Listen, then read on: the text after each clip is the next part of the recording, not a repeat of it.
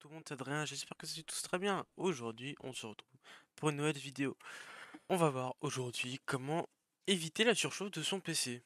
Alors, tout ça, on va le faire principalement via le Windows, là, actuellement. Mais en fait, ça va être relativement simple parce que dans le prochain épisode, voir nos températures sur notre PC, que ce soit pour notre processeur, la carte graphique ou pour tout le reste en général. Première chose, pour ton PC, il faut absolument éviter la poussière. Ça paraît logique, mais pour d'autres, pas vraiment. Comment éviter la poussière? Déjà, soit tu surélèves un petit peu s'il est au sol. Donc pour ça, tu as des petits supports qui existent, comme tu vois sur Amazon. Tu as des petits supports qui existent, alors plus ou moins beaux ou non, mais tu vois, tu en as qui existent. Donc tu peux prendre un petit support comme ça. En plus, normalement, tu peux régler du coup la longueur de ton support, donc ça c'est plutôt cool. Et en plus, la largeur. Je te conseille de prendre ça si tu veux le laisser au sol. Si tu peux, si tu as la possibilité, c'est de le mettre sur un meuble ou alors sur ton bureau. Le mieux c'est ça. Parce que l'avantage c'est que du coup, il évite de prendre la poussière ou toutes les saletés que tu peux ramener avec tes pieds, via tes chaussettes, via tes chaussons, via tout ce que tu peux avoir au sol de ton appartement ou de ta maison, même de ta pièce en général. Parce que si tu regardes bien, au bout d'une semaine, si tu fais pas le ménage, très souvent ça va être une saleté au pied de ton bureau. En fait, c'est tout ce que toi tu peux ramener entre les poils de tes animaux, les conneries qui peut traîner dans ton appart. Donc déjà, de nettoyer souvent ton bureau dans ce cas-là, parce que sinon ça craint. Mais sinon, c'est surtout de le mettre en hauteur. Ensuite, pour le dépoussiérer, sans trop dépenser derrière. Beaucoup conseillent la bombe à air comprimé euh, pour justement dépoussiérer. Je te le déconseille parce que très souvent les personnes ne savent pas comment l'utiliser en fait. Donc déjà faut éviter de la pencher, faut bien la secouer avant, faut éviter que tu le fasses sur des condensateurs. Donc un condensateur, qu'est-ce que c'est? Je vais te montrer tout ça. Condensateur, c'est tout ça en fait. Tu vois, tu peux avoir tout ça. Tout ça, faut éviter de le passer. Alors tu vas me dire, bah oui, mais en fait, il y en a partout. Alors oui, mais justement, faut éviter de le faire quand ils sont en pleine charge. Pleine charge, c'est quand ton PC il est démarré, ou quand ton PC vient d'être éteint, en fait. En général, t'attends au minimum 1 heure. Le mieux, c'est t'attends une journée pour être sûr qu'il soit vraiment déchargé complet.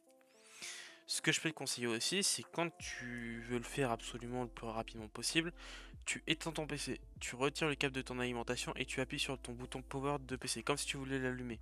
Tu vas normalement avoir une petite LED qui va s'allumer et ensuite ça va se décharger. Ça permet aussi d'accélérer un peu le processus de déchargement de tes condensateurs.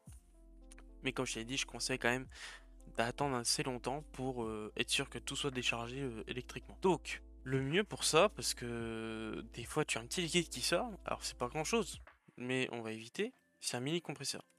Moi, celui que j'ai, c'est celui-là. Tu vois, il est parfait. Franchement, j'ai pas eu de problème et j'en ai pas avec. Le seul inconvénient que je pourrais dire, mais c'est pas un problème, en fait, c'est juste le bruit qu'il fait. La vitesse 1, elle est déjà surpuissante. La vitesse 2 est encore plus puissante. Et la vitesse 3, c'est inaudible. T'as l'impression d'avoir un avion qui sort en même temps, qui est dans ta pièce. Déjà, rien que le mode 1, tu l'entends. Par contre, l'avantage, c'est comment ça te dépoussière. Et moi, celui que j'utilise en plus, c'est avec la petite brosse.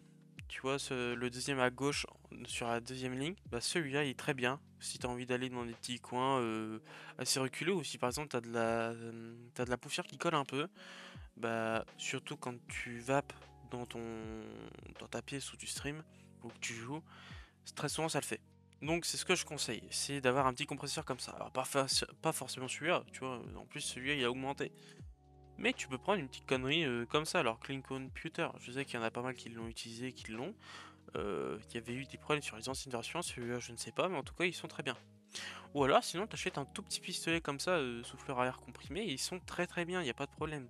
Tant, tant qu'en plus t'as une sorte de petite brosse avec, pour aller sur des endroits vraiment inaccessibles, ou que tu as besoin d'aider la poussière à se décoller, bah ça c'est encore mieux. Surtout qu'en fait, une bombe à air comprimé ça coûte relativement très cher pour ce qu'il y a dedans. On va pas se mentir. Tu achètes ça, ça te dure, mais des années et des années, surtout si t'en prends soin. Franchement, celui-là, ça doit faire 2-3 ans que je l'ai déjà. J'ai pas eu de problème. Comme je t'ai dit, le seul inconvénient, c'est juste le bruit. Mais en soi, tu l'entends pas pendant des heures et des heures, tu vois. Donc déjà, c'est de faire ça, c'est d'acheter un petit compresseur à air, parce que déjà pour toi, ça te fera du bien à ton portefeuille. Euh, c'est durable au moins, alors qu'une bombe à air comprimé, une fois que c'est vide, tu la jettes. Ça, une fois que ça fonctionne plus, c'est dans longtemps, mais donc du coup, tu peux soit le faire réparer, soit tu le jettes, n'importe, tu t'en fais ce que tu veux, mais c'est quand même beaucoup plus durable. En général, un petit compresseur à air comme ça, tu peux peut-être en avoir pour allez, 5-6 ans avant qu'il pète, et encore peut-être même plus longtemps suivant comment tu l'utilises. Donc tu vois, déjà ça c'est très bien. Seconde chose, changer ta pâte thermique assez régulièrement. Alors certains disent tous les 3 mois, c'est excessif. D'autres ils disent tous les ans. Pour moi c'est pas assez. Comme moi je dirais c'est plus tous les 6 mois on va dire. À peu près là où tu as des gros changements de température, des gros changements de saison en fait. Donc ce que je te conseille, si tu veux pas trop dépenser surtout pour de la pâte thermique, c'est tout simplement de la Arctic. Donc en pâte thermique, je vais te montrer la MX4. Alors tu vas me dire, il y a la MX5 et il y a la MX6. Alors, la MX5 est beaucoup plus liquide que la MX4. L'avantage c'est que pour étaler, elle est parfaite. Même si tu fais pas un étalage toi-même, si tu le fais pas avec le spatule, c'est pas grave. Elle s'étale parfaitement. Si tu veux l'étaler, tu peux. Moi sinon, je fais soit à la croix, soit je fais à la taille d'un grain de riz suivant les processeurs. En général, maintenant, je fais plus la croix, surtout le processeur pour être sûr qu'il y en ait vraiment partout. Parce qu'avec la spatule, j'ai encore du mal à vraiment étaler et en mettre un peu partout. La MX5 est plus liquide. C'est bien, mais très souvent, quand vous changez la pâte thermique, vous ne mettez pas votre PC à plat. Donc, vu qu'il est debout, la pâte thermique, vu qu'elle est un peu plus liquide, eh ben, elle va avoir tendance à tomber. Elle va couler en fait. La MX6, elle est encore plus liquide que la MX5. Donc, oui, si, c'est ça. Donc là, c'est vraiment liquide. On m'a dit ça, j'ai pas encore essayé. Je vais en acheter pour faire mon propre avis et tout. Mais alors, Arctic, franchement, en termes de pâte thermique, je pèse mes mots, c'est les meilleurs par rapport à leur rapport qualité-prix, très clairement. Elle rivalise avec beaucoup de pâtes thermiques, et franchement, j'achète ça. En général, j'ai soit du 20 grammes, soit du 8 grammes minimum, parce que j'en utilise quand même assez souvent, tu vois, mais j'aime bien en avoir en stock. Et ça, franchement, la pâte thermique, elle coûte pas cher, et elle est super performante. 1, 2, 3, superbe, et en plus super performante. Donc voilà, déjà tu as tout ça pour éviter la surchauffe de ton PC. Donc je récap, un nettoyage régulier, ou du moins un dépoussiérage régulier. Changement de pâte thermique tous les 6 mois. C'est ce que moi je préconise. Au pire des cas, si tu as vraiment la flemme et que tu te dis oh ça va, mon environnement il est quand même assez sain et tout, tous les 1 an. Mais grand maximum tous les 1 an. Ton PC si tu peux, tu le mets un peu en hauteur. Au mieux, tu le mets sur un meuble ou sur ton bureau, si tu as la place.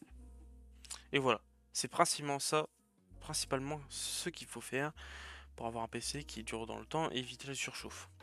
Voilà, tout simplement. J'espère que la petite vidéo vous aura plu. Sur ce, je vous remercie et salut tout le monde. Ciao, ciao.